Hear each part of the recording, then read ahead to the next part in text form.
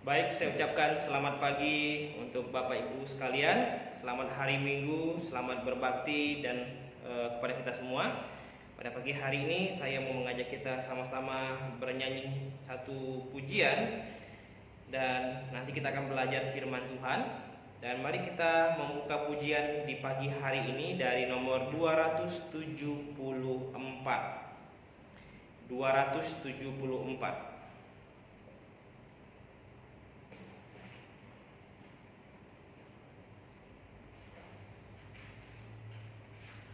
274 ayat 1 dan 2.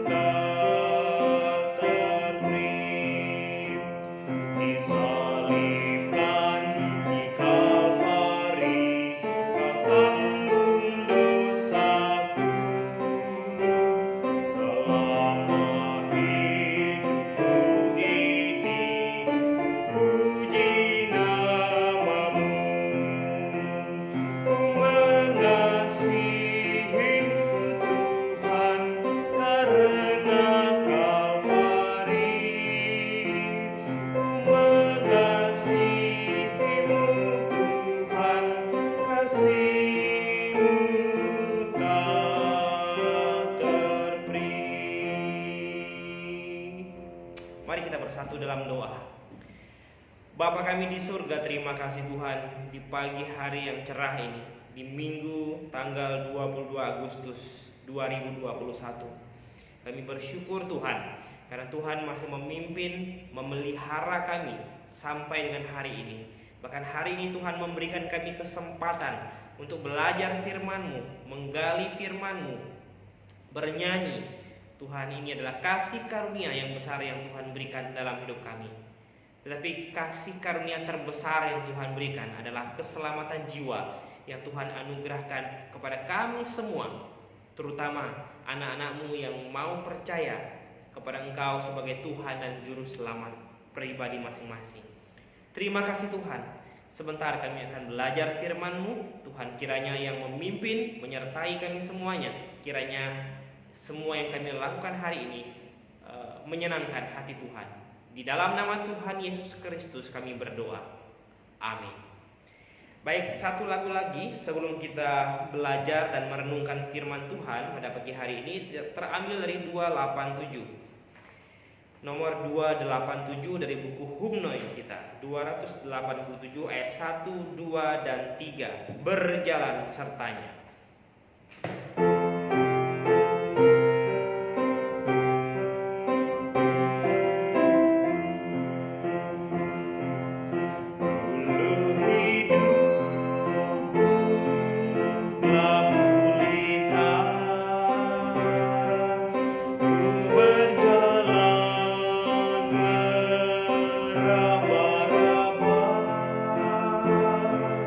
Tiada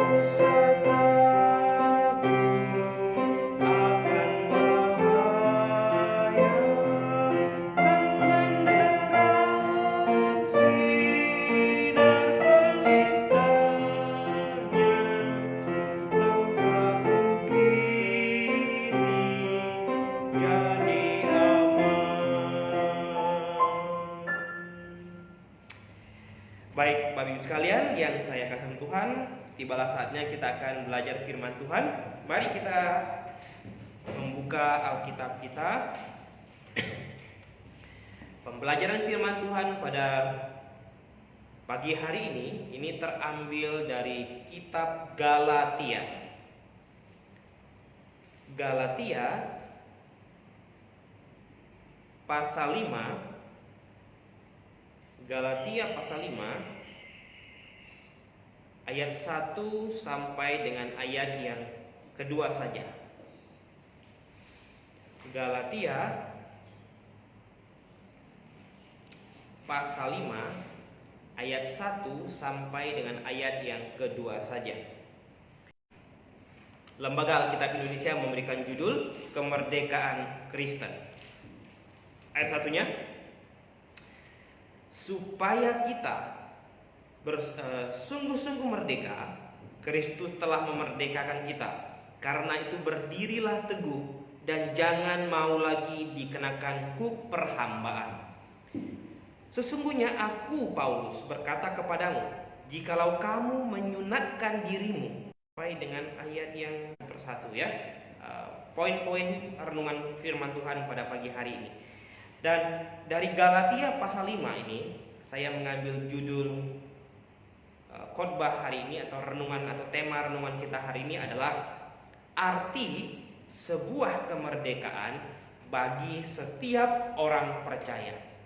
Arti sebuah kemerdekaan bagi setiap orang percaya. Nah, tanggal 17 Agustus kemarin, bangsa Indonesia belum lama memperingati hari kemerdekaannya yang ke-76. Semua rakyat Indonesia bersukacita, bergembira. Meskipun kita sedang berada di dalam masa pandemi virus corona, tetapi itu tidak menyurutkan di seluruh daerah di mana semua berusaha bagaimana caranya mengekspresikan kegembiraannya, kesenangannya, sukacitanya, karena Tuhan sudah menyertai bangsa Indonesia ini sampai usia 76 tahun. Banyak lika-liku yang sudah dialami bangsa kita. Bahkan ada orang-orang tertentu bahkan yang berusaha ingin meruntuhkan Pancasila dan Undang-Undang Dasar 1945. Tetapi karena Tuhan masih mengasihi Indonesia dan menyertai Indonesia sampai dengan hari ini, makanya kita kemarin beberapa hari yang lalu kita bersukacita Indonesia masih tetap berdiri. Nah, Bapak Ibu sekalian yang saya kasih Tuhan, setiap orang pasti merindukan yang namanya kemerdekaan. Kemerdekaan itu adalah hak asasi setiap warga negara.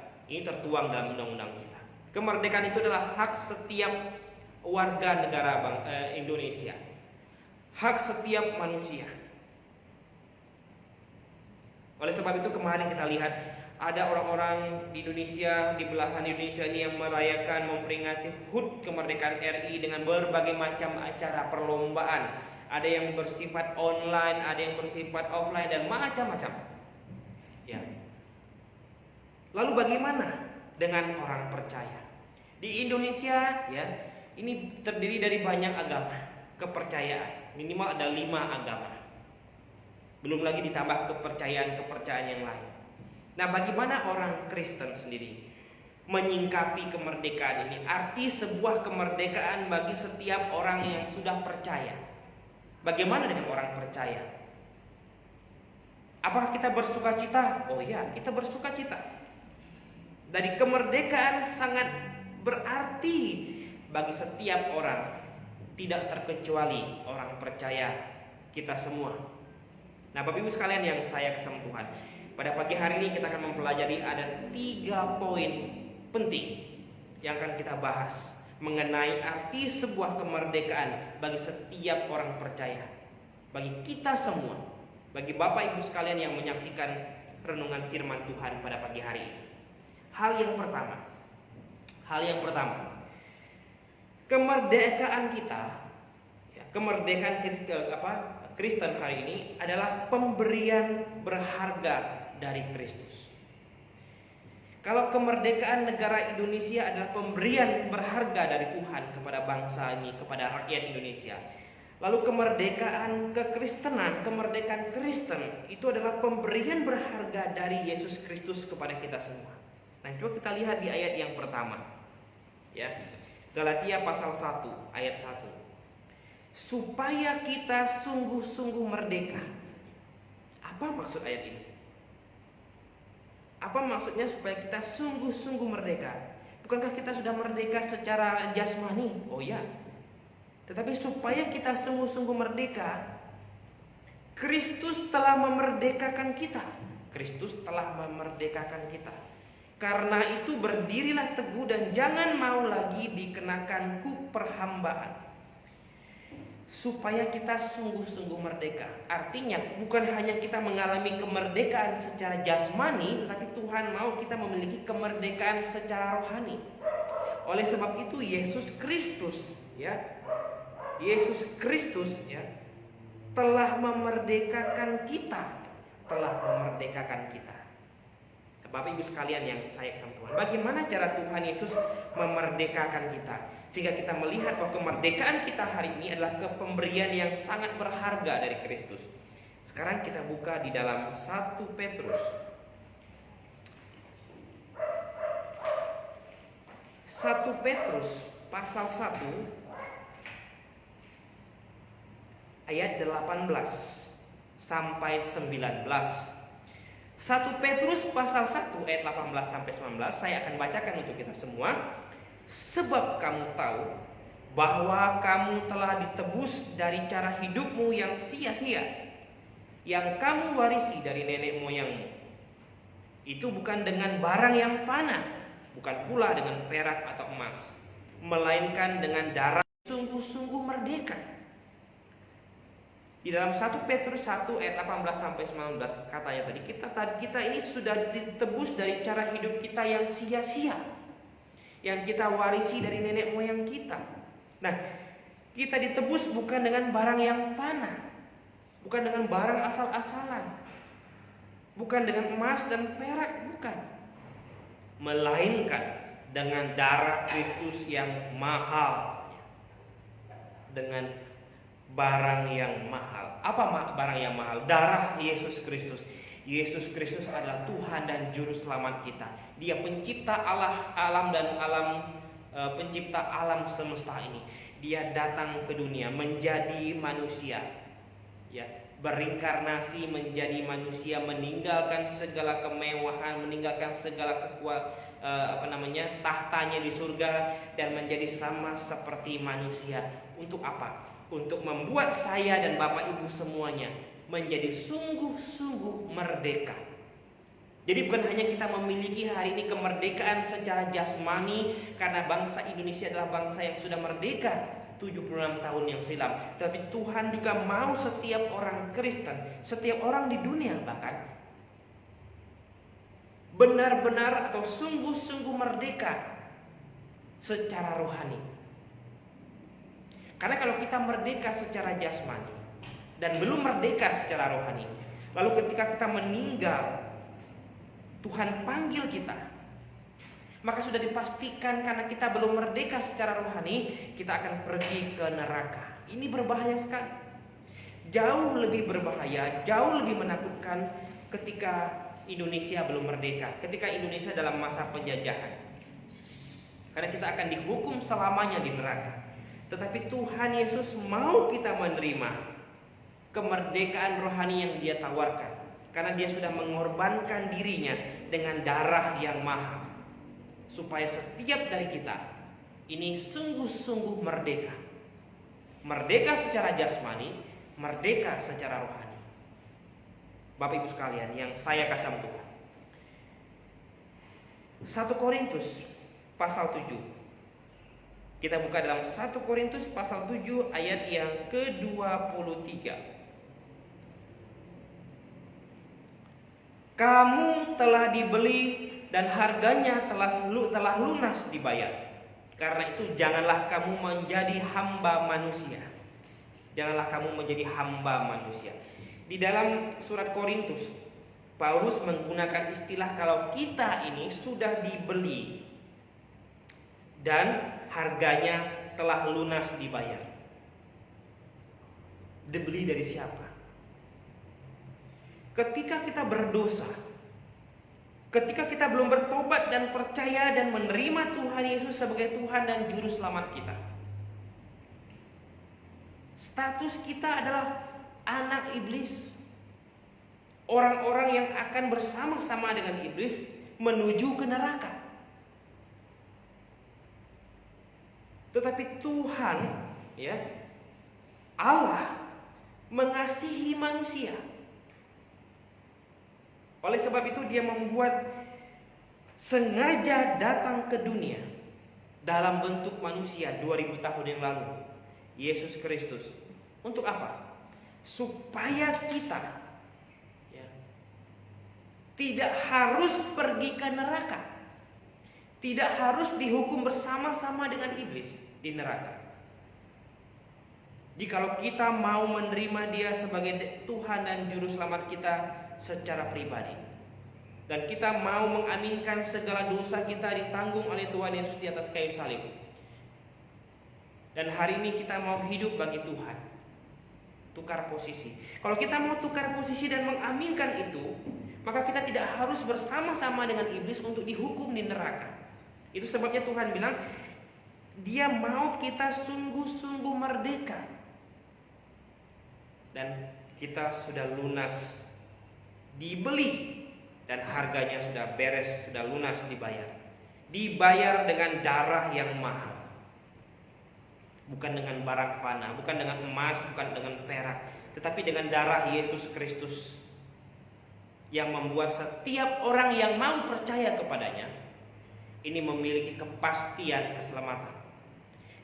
Kepastian keselamatan inilah yang penting, karena kita tidak tahu kapan kita akan meninggal. Kita akan pergi meninggalkan dunia ini. Kalau kita pergi meninggalkan dunia ini dengan sebuah kepastian karena kita sudah bertobat dan percaya kepada Tuhan Yesus, maka kita akan bertemu dengan Tuhan di surga. Tetapi kalau kita pergi meninggalkan dunia ini dengan sesuatu ketidakpastian karena kita belum sungguh-sungguh percaya, kita akan bertemu dengan orang-orang yang tidak percaya yang sudah mendahului kita. Dan kita akan dikumpulkan bersama dengan iblis yang memberontak, malaikat yang memberontak kepada Tuhan, untuk dihukum di dalam lautan api nanti. Ini bukan hal untuk menakut-nakuti. Ini sesuatu yang real. Ini sesuatu yang jelas karena Alkitab yang menjelaskan, yang mengatakan hal demikian. Oleh sebab itu kita katakan bahwa kemerdekaan yang kita miliki hari ini sebagai orang yang sudah percaya, orang yang sudah diselamatkan, itu adalah pemberian berharga dari Kristus. Sebab ini ditukar dengan darah Kristus yang mahal. Ditukar dengan darah Kristus yang mahal. Kita buka satu ayat lagi dalam Ibrani pasal 9. Ibrani pasal 9 ayat yang ke-28. Demikian pula Kristus hanya satu kali saja mengorbankan dirinya untuk menanggung dosa banyak orang.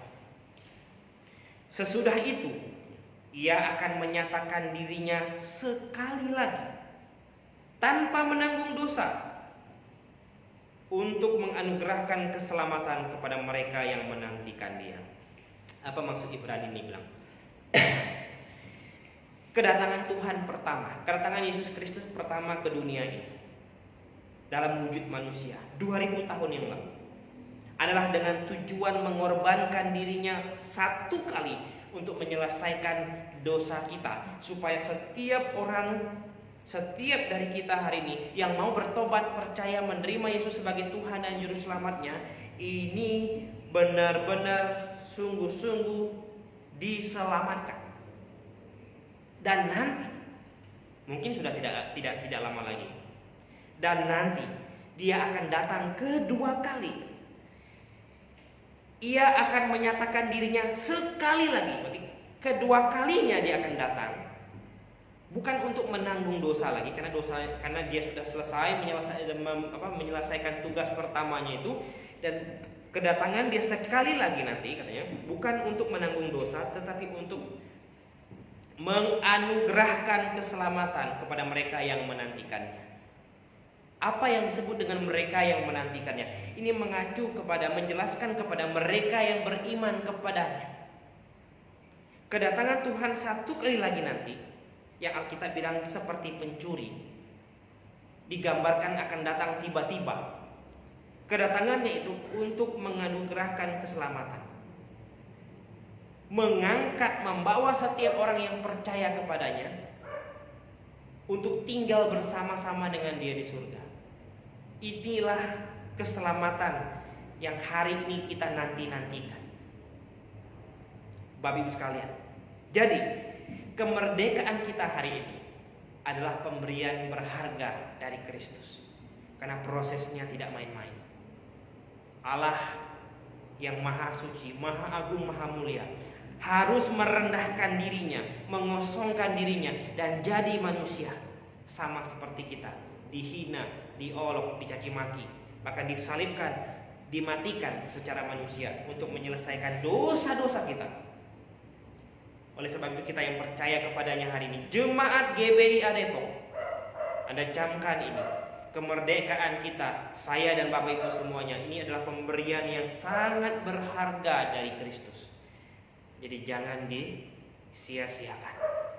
Yang kedua, arti sebuah kemerdekaan bagi orang percaya. Yang kedua, bahwa kemerdekaan kita hari ini menghantarkan kita pada kebenaran Kristus. Kita kembali ke Galatia tadi. Ya, kembali ke Galatia pasal 5. Kita lihat ayat 2 sampai 4. Galatia 5 ayat 2 sampai 4. Sesungguhnya aku Paulus berkata kepadamu, jikalau kamu menyunatkan dirimu, Kristus sama sekali tidak akan berguna bagimu. Sekali lagi aku katakan kepada setiap orang yang menyunatkan dirinya bahwa ia wajib melakukan seluruh hukum Taurat. Kamu lepas dari Kristus jikalau kamu mengharapkan kebenaran oleh hukum Taurat. Kamu hidup di luar kasih karunia. Nah, poin yang kedua adalah kemerdekaan yang kita miliki hari ini menghantarkan kita, membawa kita kepada kebenaran Kristus. Apa kebenaran Kristus di sini? Banyak sekali. Alkitab ini isinya penuh dengan kebenaran Kristus. Tetapi yang disinggung oleh Paulus ini ada satu, mengenai sunat. Ya. Banyak orang Kristen di Galatia hari itu yang menyunatkan dirinya sepertinya. Kesalahpahaman, kesalah konsep ini membuat mereka tidak mengerti, dan Paulus harus menjelaskan kepada mereka, kamu katanya menyunatkan diri kamu itu artinya Kristus sama sekali tidak berguna bagimu. Ya. Sekali lagi kata Paulus bilang, aku katakan kepada setiap orang yang menyunatkan dirinya bahwa ia wajib melakukan seluruh hukum Taurat. Dan kalau demikian, ayat 4 bilang, kamu lepas dari Kristus. Ketika saya baca ini dulu, sebelum saya mengerti, saya berpikir kenapa Paulus bilang begitu. Bukankah dia orang Yahudi? Bukankah dia orang Farisi, mantan orang Farisi yang benar-benar paham betul bagaimana harus menerapkan sunat ini? Tetapi kenapa saat ini ketika dia menulis Galatia ini, kalau kamu ya menyunatkan diri kamu dan kamu harus patuh seluruhnya kepada hukum Taurat, itu artinya kamu lepas dari Kristus. Bapak Ibu sekalian yang saya kasih Tuhan, supaya hari ini orang-orang Kristen tidak salah paham, karena banyak sekali orang Kristen yang masih menaruh harapannya menyimpan atau memegang hukum Taurat hari ini. Masih banyak. Contohnya Sabat, contohnya sunat, dan masih banyak-banyak yang lain. Nah, hari ini saya mau ajak kita bersama-sama belajar bahwa sunat ini saat ini sudah tidak diperlukan lagi. baik oleh orang Yahudi sendiri maupun oleh orang non-Yahudi. Ini yang Paulus ingin ajarkan. Karena sekali lagi ya, Kejadian 17 kita lihat kronologi sunat ini ya. Kejadian 17 ayat 10 sampai ayat 11. Kejadian 17 ayat 10 sampai 11 ini kronologi sunat itu. Inilah perjanjianku yang harus kamu pegang. Perjanjian antara aku dan kamu serta keturunanmu, yaitu setiap laki-laki di antara kamu harus disunat. Harus disunat, digaris bawahi di situ. Haruslah dikerat kulit katanmu, dan itulah akan menjadi tanda perjanjian antara aku dan kamu. Jadi sunat ini muncul atas latar belakang perjanjian antara Tuhan Allah dengan Abraham. Antara Tuhan Allah dan Abraham. Tuhan janji sama Abraham saat itu bahwa dia akan menjadikan Abraham sebuah bangsa yang besar dan akan memberkati dia dan keturunannya. Nah, supaya Abraham ingat akan itu, maka mulai dari Abraham dan seterusnya dan keturunannya seterusnya hari itu harus disunat laki-laki. Semua anak laki-laki, bayi laki-laki yang lahir di rumah Abraham itu harus disunat. Nah, sunat hari itu merupakan pintu masuk untuk menjadi orang Israel. Meskipun Abraham belum Israel hari itu, nanti ketika dia keturunan selanjutnya. Nah, orang Israel diminta untuk melakukan sunat, dan bahkan kalau melupakan sunat ini sama dengan melupakan janji Tuhan sama Abraham, dan hukumannya adalah mati. Musa hampir saja Tuhan matikan gara-gara lupa menyunat anaknya. Untung istrinya tahu. Istrinya ini anak imam, dia pernah diajarkan, sehingga istrinya tahu persis Musa bentar lagi akan dimatikan oleh Tuhan, dan dia langsung menyunat anaknya seketika hari itu dan mengoleskan darah kulit katan anaknya ke kaki Musa, sehingga Musa akhirnya terselamatkan hari itu. Tetapi hari ini kata Paulus bilang tidak perlu lagi. Kenapa tidak perlu lagi? Kita kembali ke dalam Galatia pasal 5 tadi ya, ayat 6. Sebab bagi orang-orang yang ada di dalam Kristus Yesus, baik orang Yahudi maupun orang non-Yahudi, ya, hal bersunat atau tidak bersunat ini tidak punya arti apa-apa lagi. Yang penting itu adalah hanya iman yang bekerja oleh kasih, kata Paulus bilang. Apalah artinya kamu disunat tetapi kamu tidak percaya Yesus Kristus yang sudah tersalibkan? Kamu akan masuk neraka. Tetapi kalau kamu tidak disunat, melainkan kamu percaya Tuhan Yesus dan menerima Dia sebagai Tuhan. Jadi ketika Kristus datang ke dunia ini, Mesias yang dijanjikan ribuan tahun yang lalu datang, sunat itu selesai. Matius 11 ayat 13. Hukum tampilnya Yohanes Pembaptis. Tampilnya Yohanes ketika Yohanes menunjuk Yesus. Lihatlah anak domba Allah yang menghapus dosa seisi dunia. Yohanes menunjuk kepada Yesus Kristus. Pada saat itulah ya, hukum Taurat dan para nabi selesai. Hukum Taurat yang mana? Hukum Taurat yang berhubungan dengan segala tata cara ibadah simbolik dan ornamen-ornamennya dan orang-orang yang melaksanakannya. Ini selesai ketika Tuhan Yesus datang. Ya.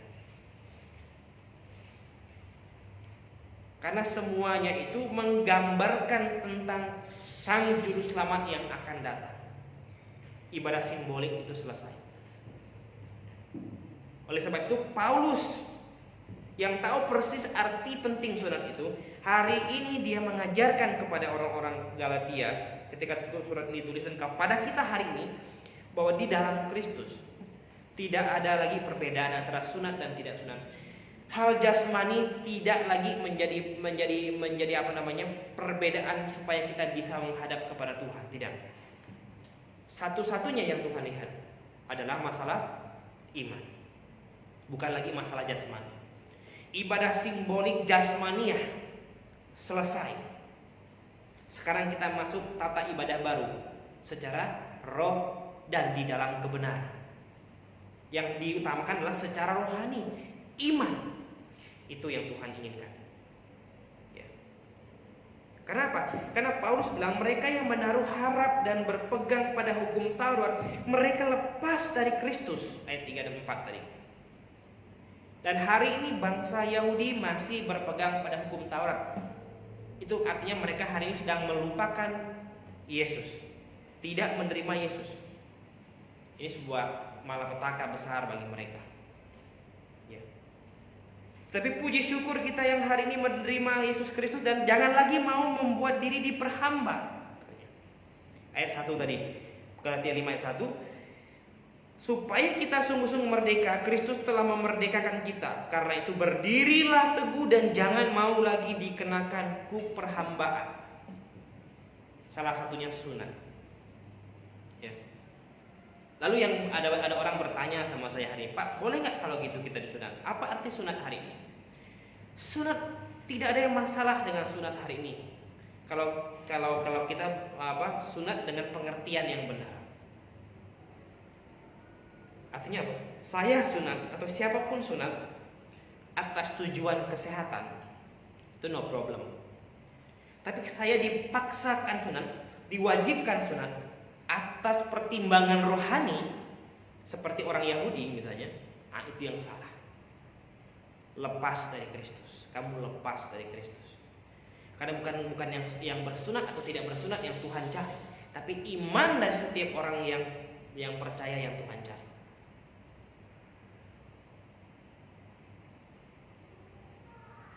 Kenapa? Coba kita buka di dalam ayat yang kelima tadi ya.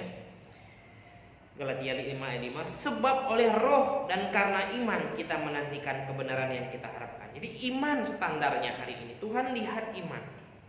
Kita buka Roma pasal 3. Roma pasal 3 ayat 20-21.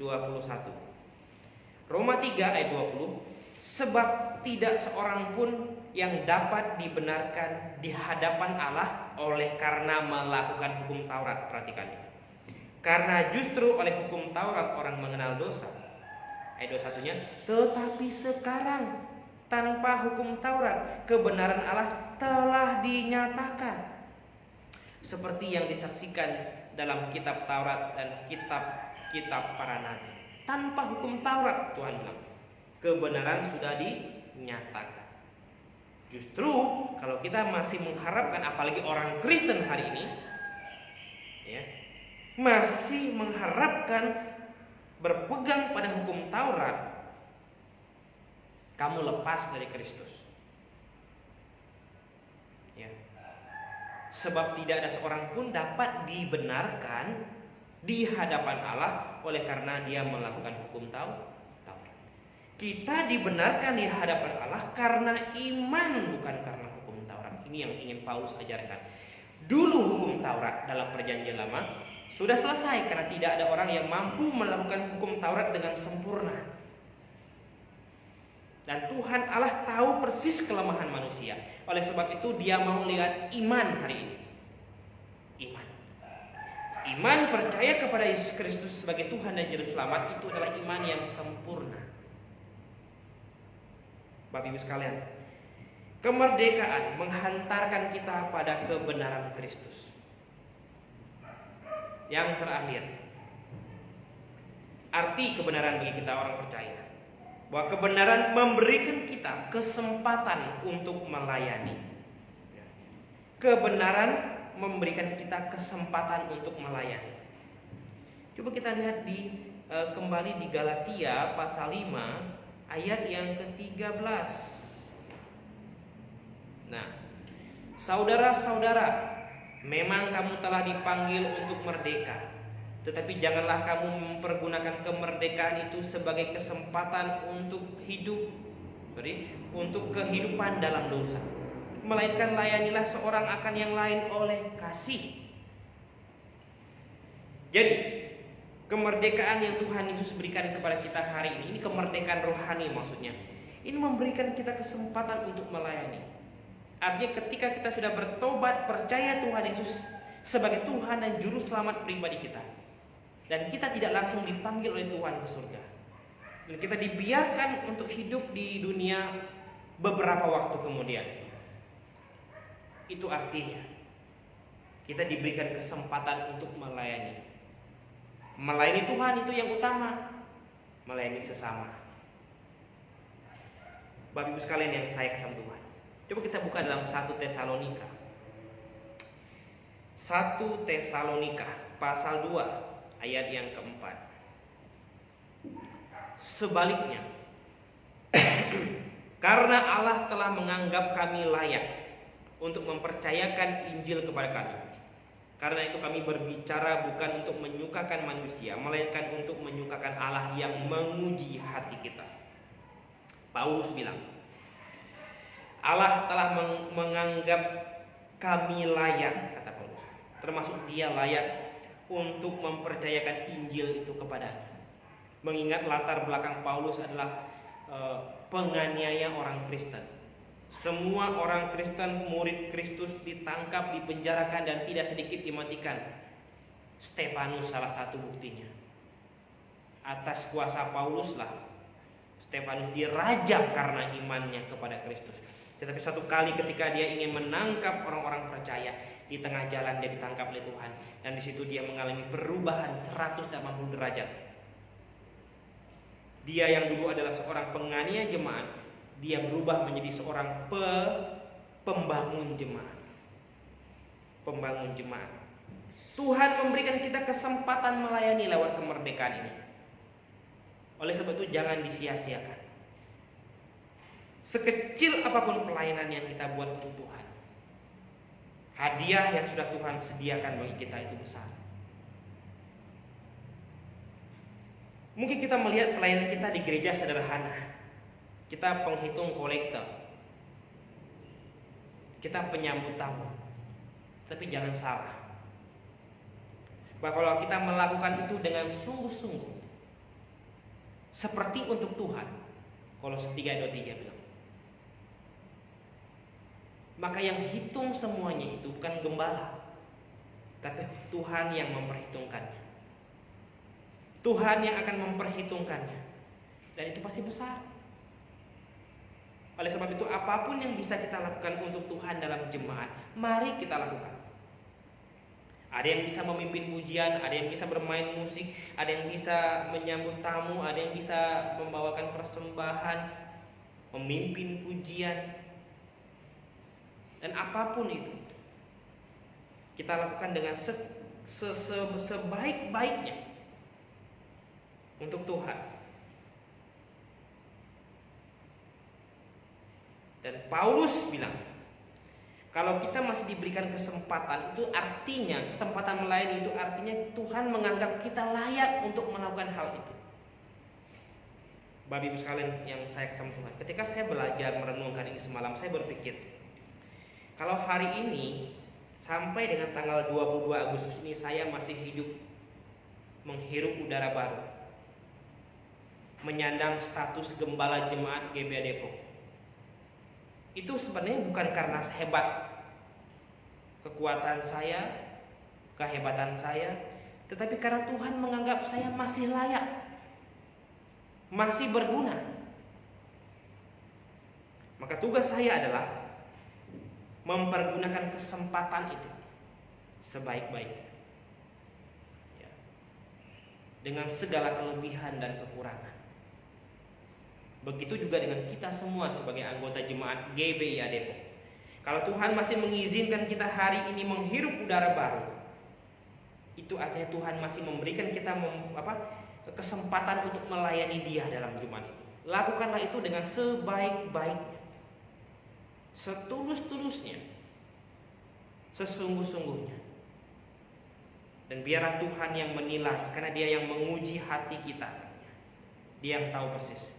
Kalau Dia masih mengizinkan kita melayani Dia, itu bagi Tuhan kita masih layak untuk melakukan hal itu. Kalau satu hari Tuhan sudah tidak izinkan kita lagi melayani Dia, Bisa jadi satu kita sudah tidak layak, atau yang kedua Tuhan bilang waktu kita sudah selesai, saatnya kita pensiun ke surga. Roma 7 ayat 6. Kita buka. Roma 7 ayat 6. Tetapi sekarang kita telah dibebaskan dari hukum Taurat, sebab kita telah mati bagi Dia yang mengurung kita, sehingga kita sekarang melayani dalam keadaan baru menurut roh dan bukan dalam keadaan lama menurut hukum Taurat. Setiap orang yang sudah percaya Tuhan, kita adalah ciptaan yang baru, dan kita melayani Tuhan dengan keadaan yang baru hari ini. Dan Bapak Ibu sekalian yang saya kasih Tuhan, inilah arti kemerdekaan bagi kita sebagai orang percaya. Saya ulangi poin yang pertama. Kemerdekaan kita adalah pemberian berharga dari Allah, karena prosesnya nggak main-main. Dibayar dengan darah yang mahal. Di mereka yang menyepelekan pengorbanan Tuhan, mereka tidak menghargai dan tidak menghormati Tuhan. Yang kedua, bahwa kemerdekaan kita ini menghantarkan kita kepada kebenaran Kristus. Ketika kita bertobat dan percaya, kita mau belajar firman Tuhan, dan Tuhan akan berikan kebenaran demi kebenaran. Salah satunya hari ini kita tahu bahwa barang siapa yang masih berpegang pada hukum Taurat, dia lepas dari Kristus. Ini bukan saya yang bilang. Jadi kalau Bapak Ibu sekalian hari ini masih berpegang pada hukum Taurat, mengharapkan kebenaran dari hukum Taurat, firman Tuhan bilang, Paulus bilang, kamu lepas dari Kristus. Yang terakhir, yang ketiga, bahwa kemerdekaan itu memberikan kita kesempatan untuk melayani. Pakailah waktu ini untuk melayani Tuhan. Ya. Apapun yang kamu lakukan, perbuatlah dengan segenap hatimu, seperti untuk Tuhan dan bukan untuk manusia. Kolose 3:23. Amin. Baik, Bapak Ibu jemaat sekalian, saudara-saudari yang saya kasih Tuhan, kita sudah belajar firman Tuhan, dan untuk mengakhiri firman Tuhan yang sudah kita pelajari, satu lagu terakhir untuk mengakhiri acara kita pada pagi hari ini. Saya mengajak kita kembali bernyanyi dari nomor 274, lagu yang sangat baik sekali. 274, Ku Mengasihimu Tuhan. Apa kita mengasihi Tuhan? Ya, kita mengasihi Tuhan. Mari lewat lagu ini kita mengekspresikan kasih kita kepada Tuhan, sekaligus mengucap syukur atas kemerdekaan yang Tuhan berikan. Bukan hanya kemerdekaan bangsa kita secara jasmani, juga kemerdekaan kita secara rohani. Jadi kita sungguh-sungguh merdeka hari ini. Mari.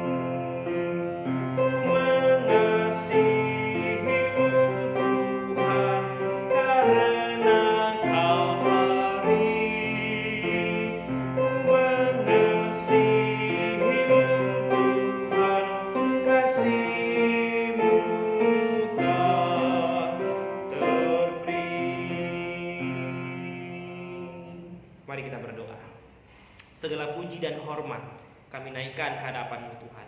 Kami sudah menyelesaikan acara singkat kami, bernyanyi dan belajar firman, serta berdoa mohon kasih karunia Tuhan.